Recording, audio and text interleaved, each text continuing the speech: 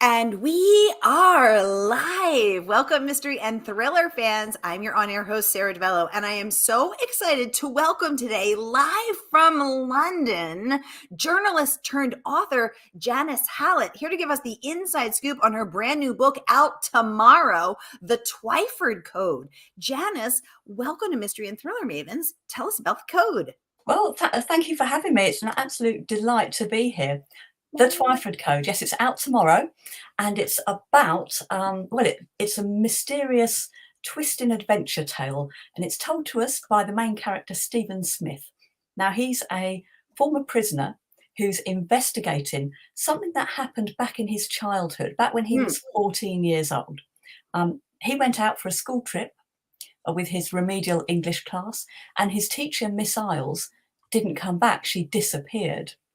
Now, all he remembers from that time, from that trauma, is that after that, he went off the rails. He fell in with a bad crowd that led him through his life, and he ended up in prison for a very long time. He's now in his 50s, and he's released. He's going straight, and his probation officer says now's the time to look into this event that happened in your childhood, and find out once and for all, and it will keep you busy while you're trying to go straight. So this is what he's doing.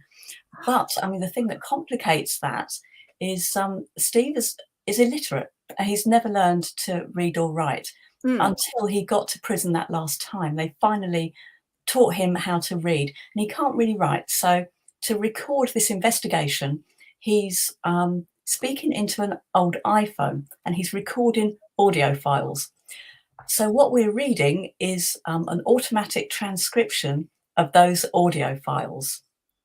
And along the way, Steve realizes that his teacher, just before she disappeared, she'd become convinced there were hidden codes in the books of a much maligned children's author who was writing in the 1940s. He thinks that Miss Isles believed there were codes in her book. So he sets out to investigate that. And that is all I can tell you for the moment. Well, that is enough. And that is quite tasty. Oh my gosh. We have so much to talk about.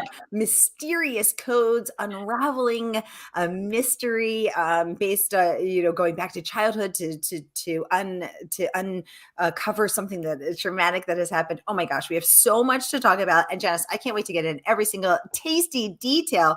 But first, I just want to welcome everyone who's watching with us today. We are live at 6 destinations across Facebook and YouTube, and many more people will be watching the replay. So whether you're with us live, wherever you are, or you're watching the replay, welcome. We're so happy to have you. If you've been here before, you know the drill. And if you're new, welcome. We're so happy to have you. Here's the drill. Every Monday for #Mystery Monday, I give you my handpicked featured authors, and you get to ask them anything. So ask Janice about her writing process, about this code. How do you create a code? About her political, political communications career, her world travels. This woman has been everywhere around the globe. We got a lot to talk about. So just get the questions going in the comments. Renee, welcome to the conversation, saying, hi, Sara and Janice from Southeast Florida. Hi, Welcome, Renee. What an adorable little puppy you have. Gail says, got my cup of tea for our Irish mystery talk as the snow piles up outside. Oh, Gail, that sounds so cozy. Thank you for joining us. Janice, get your cup already. I have mine right here. Renee says she loves codes. Barbara saying, hello from sunny Southern California. Barbara, we're heading your way. That sounds delightful. Oh my goodness, we have the incredible best-selling author Hank Philippi Ryan. Hi, Hank. Yay! I can't wait to host Hank again, I think for the 4th time, live on February 6th in this very slot where we'll be hearing all about Hank's incredible new book, The House Guest Hank. You can't wait to host you. She's amazing. And she is saying that she loves your book, Janice. So thank you. Yay. And she is saying, hello. Hi, you two fabulous ones. Oh, hi, Hank. Hi, Hank. Renee is saying she loves codes. So let's talk about these codes. I also love codes, and it's recommended for anyone who loves Clue. I bet we all do because we're all mystery lovers. So, Janice, how did you create this code? What gave you the idea to embed it in a children's book? I love codes. I love puzzles. I love Hmm. working things out. Um, and I'm not really a numbery sort of person, but I will even try and tackle a numbery code just because I know it's harder for me. So I'm that kind of, I like to challenge myself. So yeah, it was a challenge. Well, I like to challenge myself by solving codes, but it's an even bigger challenge to make a code. It's really, you don't realize until you start trying to do it. So yeah, it was pretty tricky to sort out the codes that are in this book. But yeah, I had to sit down and work them out, and I was polishing them right up to the time we published. I was still right at the final proofing times that you get. You shouldn't really make too many changes. I was still changing them, still making them better. Um, so yeah, it's And tricky. yeah, I am sure it is tricky. So, how did you have to talk to code makers? I mean, what was your research process like? I would have no idea how to create a code. Well, my research was kind of informed by COVID and the whole lockdown situation. I couldn't really go out anywhere or speak to anyone. We were very insular, weren't we, and stuck at our desks. And I think maybe that helped because it did help me focus on the Twyford Code while I was writing it. But yeah, no, I didn't. I slogged away on my own and worked it out by myself without consulting anybody. Ooh, For ooh. better or worse, it was really tricky. I hope that means it's, more satisfying for people to get to the bottom of themselves. Well, I think I'm making a mental note that I want you on my team if I'm ever in a puzzle solving code cracking contest because that is very very cool. Gail saying hi, Janice, Sarah, and Hank. Hi, Gail. Hey, So Dale. hello. Renee sharing she's a 9-year old golden retriever and the puppy is 19 months old. Oh, I'm such a dog Oh. person. I love seeing people's profile pictures pop up with their dogs. Leslie joining us from Canada saying hello. Hello, Leslie. Hello, Leslie, and welcome. So, Renee would like to know, Janice, how many codes did you try out before finding the one that worked for you? Let's hear that. I had a good look round, the kind of codes that had been, done in the past. I looked into Enigma to see what that was. That was interesting, and how they managed to crack it. It's a fascinating thing, and I think I had that in mind the whole time that I was thinking this. But I also knew that I wanted the code to be more wordy about words because this is a book about reading and about literacy and about discovering books and discovering stories. So I wanted a kind of wordy code to go with it. So yeah, that was, and other than that, I was on my own. I didn't do that much research. And for those who don't know, tell us what the Enigma code is because we Oh don't know. yeah. Yeah. So the Enigma was a code that the Germans had in the Second World War that they could encrypt or decrypt. The Enigma machine decrypted um, codes, and the code itself was the way they did it was to have numbers, and they corresponded with other numbers that the code that the machine would turn it into. I'm not describing it very well. It is quite complicated, but it's a number-based machine, and once you know how to crack it, it's a lot simpler because the numbers correspond to each other. Um, Yes. And there how was that about you? wonderful movie that shared the guy who created the computer that cracked that code, and the way he was able to do it is because they signed off the same way, which was something like "Long live Hitler" or something. It And was because of something like that. all hail whatever Germany, and it was through the repetition of that sign off that he was able to crack the code. So I love that you went all the way back to a World War II famous code. Yeah, I mean, Um, cracking the Enigma sort of helps, end the war. yeah, So and the that was war. quite pivotal. Yeah, exactly. Very cool that you went back all the way to that in your research and in creating your own code. Thank you for sharing that backstory. Mhm. Renee saying, Janice, thank you for answering my question. Of course, Renee, that's what we're here for. It. You're Everybody, welcome. ask your questions. Barbara saying she loves wordy books, so she'll probably love wordy code books too. Absolutely, absolutely. Speaking of which, this book is out tomorrow, y'all, and it is not even out today. Janice is popping on live from London to give us the inside scoop and to take all of your questions as a special pre-launch event. So any questions that you have about the book, get them going. This is your chance to ask her, and what a wonderful opportunity it is. Meanwhile, I want to share some of the incredible praise that your book has earned, because Janice, you're segueing over from another career as a journalist and as a political communications expert. What's that process been like switching over? Were you like, yes, words are my friend and they flow easily? Or were you like, I am new here, I don't know how to write a book? I've always been writing. I've done all sorts of things. I was a journalist, then a political speechwriter and writing civil service communications. Then I wrote films and plays, and then I moved on to novels. And they've all helped me in this current job in writing novels. It's like they've all had a role to play. Now, the Ooh. speechwriting that I did, that was the first and only time that I've had to put words into the mouth of someone who is alive and they exist and they're real. And Yes. it was quite challenging. And bearing in mind the 15 years before I started doing that, I'd only been writing about, I was a beauty journalist, so I wrote about mascara and bubble bath. So nothing very, hugely important. I was suddenly, speaking to the Cabinet Office and the Home Office and people who were literally making decisions that affected the whole country and really important stuff. And there I was right in the middle of it. So yeah, that was a baptism of fire, but it did teach me how to hone my skills and keep my nerve and to fake it till you make it. Sometimes that was the case. But yeah, I've always been writing. It's always been words for me. Do you feel like you are still faking it till you make it, Janice, or do you feel like you finally made it? Um, Sometimes I feel like I'm still faking it, although I also let myself enjoy the moment as well. It's a bit of Mm. both, really. I think we all feel like we don't belong sometimes, or feel like we get the imposter syndrome.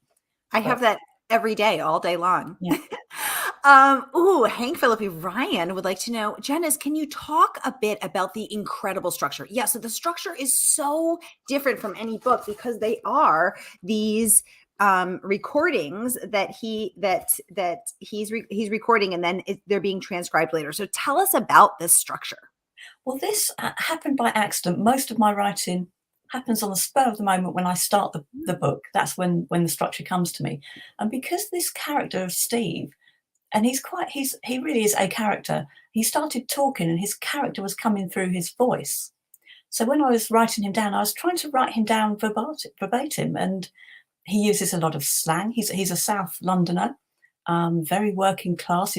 Comes from a very poor background. He's had to raise himself in many ways, and his language reflects that. He talks in a Cockney rhyming slang. He uses a lot of shortcuts in his verbal, um, you know, shenanigans. So I was writing all that down as the character was recording his voice. So that all comes across in these transcriptions, and I think it gives the book a real insight into his character. It really is him talking to us as he spoke to me that first day I started writing it. Um, so yeah, I mean, in the structure owes a lot to that character that came to me.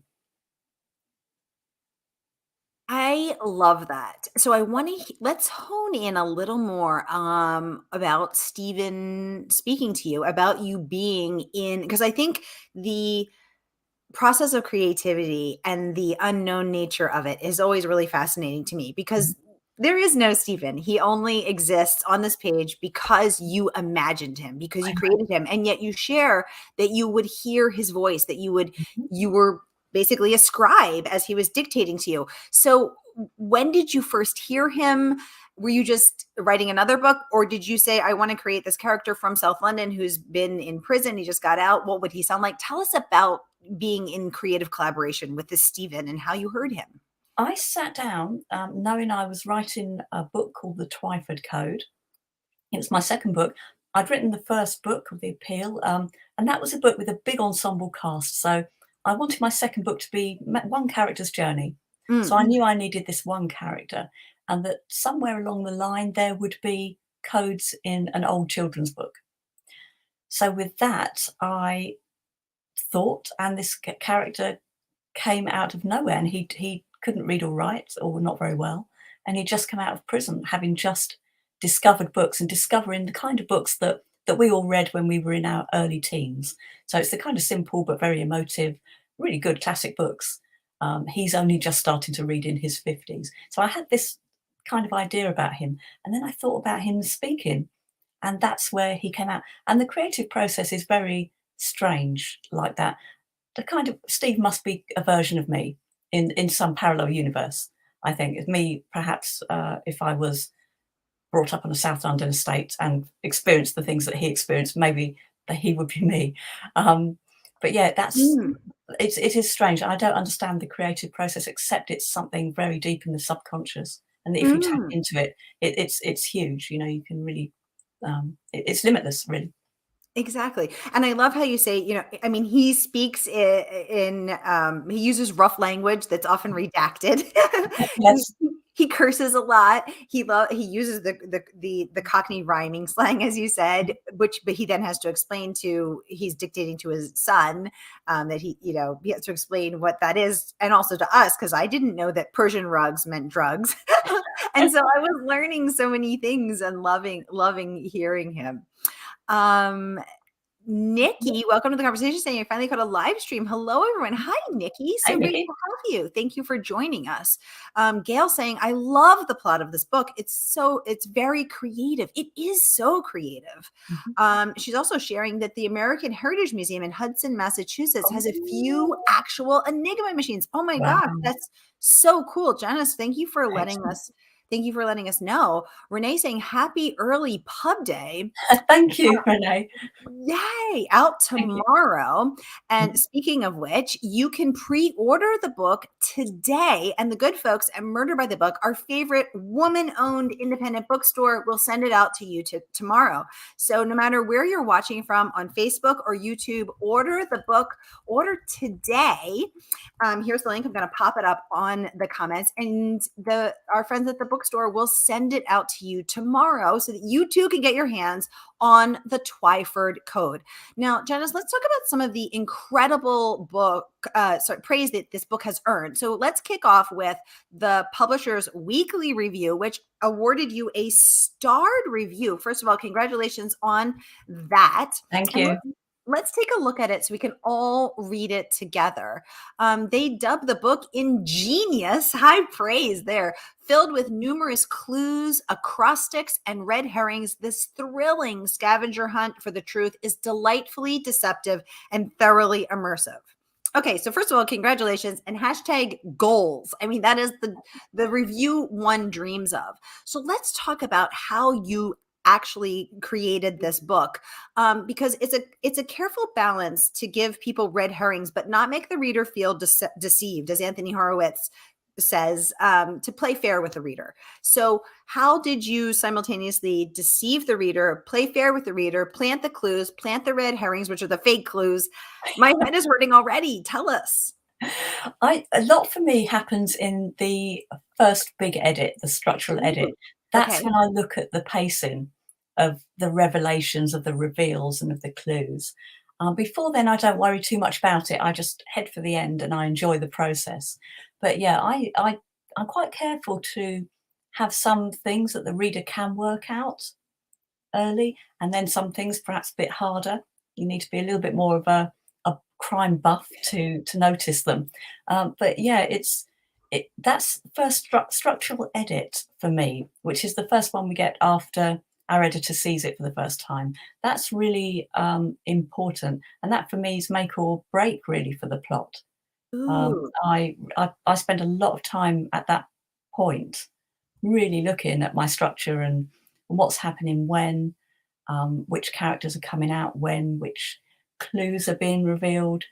So yeah, that's my moment really. That's the reverse engineering process that I go through. Ooh.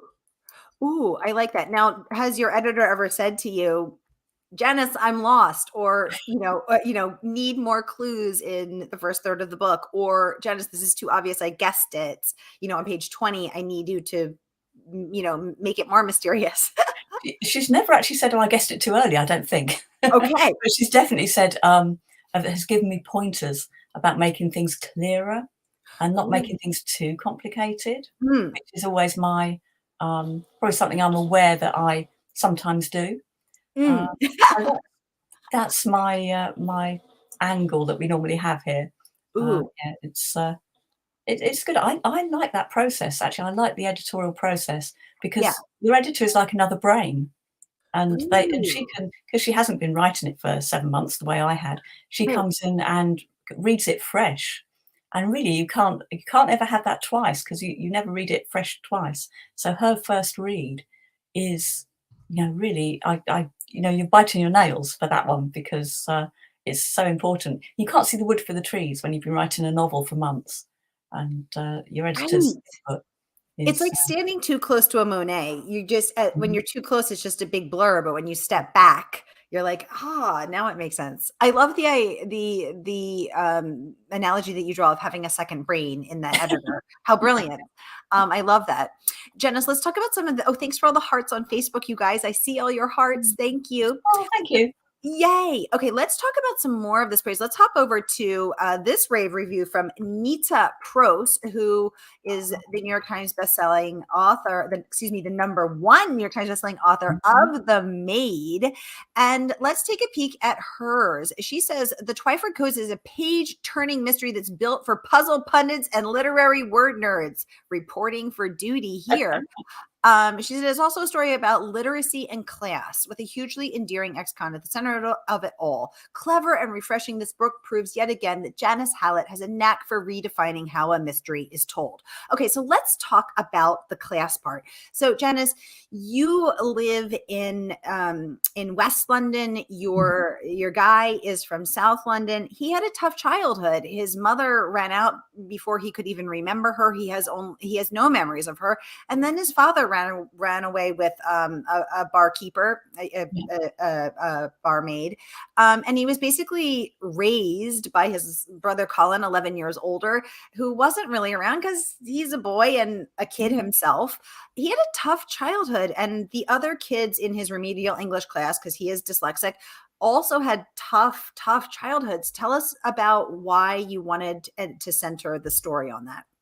Yeah, I mean, I suppose being a Londoner, I mean, all those people and their stories were people around me growing up. Not that I grew up in anything like that kind of area. You still had people with difficult home lives, and yeah, they're inspired by people I knew and the stories of people around me.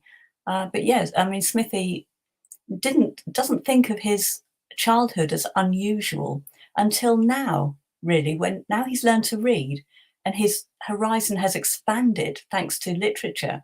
Mm, He's starting to question some of the things that happened when he was a child and to, well, not only recognize that he made bad choices, which he's done through prison, but recognize when choice was taken away from him and some paths he had no choice but to go down. And I think that's those moments of revelation for him come as a result of having learned how to read now and having his mm, horizons expanded from that terrible childhood that he's mm. he's never really got away from.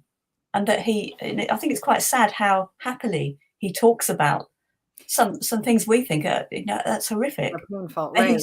he's very nostalgic about them. Right, right. And another one of the many powerful moments in the book is when he reunites with his fellow remedial English Yeah. attendee, Shell, now called Michelle, who's the one who got out. So she went on to become a nurse. Then she married up the plastic surgeon whose practice she worked in. And so she's living the high life with a house with a pool. Smithy can't believe quite how fancy, fantastic, fabulous, glamorous her life is. He thinks the pictures of her on Facebook when he finally gathers the courage to friend her are a hotel, but then he learns Yes. it's her house. And then I love how when he goes to visit her and he's there to learn about what happened to Miss Isles that fateful day that she, seems to have cracked this code embedded in the children's book and then poof was kidnapped or killed or assassinated. We don't know. She's disappeared from their class trip, leaving them abandoned in a van, or, a minibus. And he says to her, I want to write a book about, kids, city kids. And what do you think is, the secret to getting out? And she says, well, education and this. And he's thinking to himself, lady, get over yourself. Not everyone had the chance. I love that moment because it sort of addresses this romantic myth that many people hold, that, this bootstraps myth. And so I love that moment. Tell us about did you have a Shell/Michelle in your life? Oh, that would be telling. But Ooh. yeah, it's how people view their background when they've got away from it. It's really Mm, interesting. I mean, mm, some people are they don't have the sympathy for people who are still there because they've managed to get out. Um, mm, it is strange how people react. Well, first of all, it's strange how we develop from our childhood home and our childhood surroundings as adults. But also, mm, it's interesting how we look back on it and how we consider our childhood as we go through adulthood. And I think it changes. Now, I think I've looked back on my childhood differently in mm, my 20s, 30s, 40s, and 50s, and mm, I've seen different things in each decade. So, mm. yeah. I agree. And I like that. And I see all the reactions on Facebook, all the likes. Thank you, everyone. This is resonating. Janice, I want to get to some of this other amazing praise that your book has earned. So let's look at this review from the fabulous Kirkus. And I'm going to pop it up on the screen so we can all see it together. They are raving. Hallett continues to pull the rug. Oops, sorry, I have to get down there. Hallett continues to pull the rug out from under the reader every time we think we understand what's going on. It's complicated in the best way. And the reveals over the last section of the book are truly gasp worthy. Code lovers rejoice. This one's for you. Congratulations, Janice. Thank you. Absolutely love that. Did the gasp worthy twist at the end, did you know it all along? Did it come to you? Did Smithy dictate it and you were shocked? Give us the scoop on that gasp. No, it came to me at the end of the first draft. So I was still freewheeling and enjoying the process and loving Steve and loving finding out what was going to happen to him. That's when it came. So yeah, it's strange. It's this is the creative process again. If you relax and let it come, the most extraordinary things can occur to you. I love that. I love that. Now, Janice, you shared that your husband speaks using this Cockney rhyming slang. Yeah. Now, I remember hearing about that the first time. I'm a huge old movie buff. Cary Grant was my first crush. And I remember in a Cary Grant movie, that was when I first heard the Cockney slang, but some people might not hear it. So can you give us some fun examples? Persian rug as drugs. What else? Yep. Well, for example, today my husband said, I won't be long, I'm only having a joke. So is that a smoke? No, it's a joke and a laugh, a bath. See, Cockney rhyming slang is rhyming slang, but if you only give the first half, the bit that doesn't rhyme, that's more of a hidden code. I'm going to have a joke. Ooh, I love it. So here for a joke is here for a joke and a laugh, which is a bath. Oh Yeah, my God, also, I love it. there's another one. There's an even better one. Now, we don't have any animals, but he'll often say to me, have you seen my dog? I can't even guess. Dog and bone, phone. Oh my God. So he'll say to you, Janice, have you seen my dog? And that means Yeah, I know, oh. it means his phone, yeah. But the first time he said it, were you like, what dog? Because you have to No, I know. wasn't really, because I understood. I knew what it was. It's funny, isn't it? There's It's another one as well I've just thought of. Yes, if he hears something that he doesn't quite believe, he'll say, "They must be having a bubble, a trouble bubble bath. They must be having a laugh. You must be having a laugh. You must be so you must be having a bubble or bubble bath." It's really funny, but I understand it. It's really, really strange. It's strange. Oh my gosh, that's so strange. Yeah, because Yeah. you have to know what it means. Um, You don't you? Because it's so, I remember in the movie there was knit and purl meant there's my girl. And Mhm. it's like, but they're not always, intuitive. No, not at all. No, they're not. And because the way Cockney rhyming slang developed, it was developed in the East End by Okay. market traders who wanted to speak to each other without their customers or the people who they wanted to perhaps con out of something, without them understanding. So Wow. that's how the slang grew. So yeah, Wow. it's almost it's not meant to be deciphered by anyone who is not in the know. Yeah, exactly, exactly. So many people are laughing. Renee saying, "Interesting." We're getting tons of LOL faces on Facebook. I love it. Yeah, exactly. So it's one of those things where it's the hashtag IF, what is it? IFY, if you know, you know. Oh And yeah, yeah, yeah. IYK. IFYKYK. YK. And No, it's no, like, yeah, yeah. 'cause the kids have all of the here, I'll pop it. Someone's like, That's it, yeah. right, exactly. So it's like, if you know, you know. And I am realizing, Janice, I don't know. Yikes. Oh my gosh. Oh my gosh. You guys, we are out of time. We have been having so much fun that I just realized we blew right through our time. So I want to remind y'all again, the book is out tomorrow. There she is. Yay, I'm gonna hold up my copy too.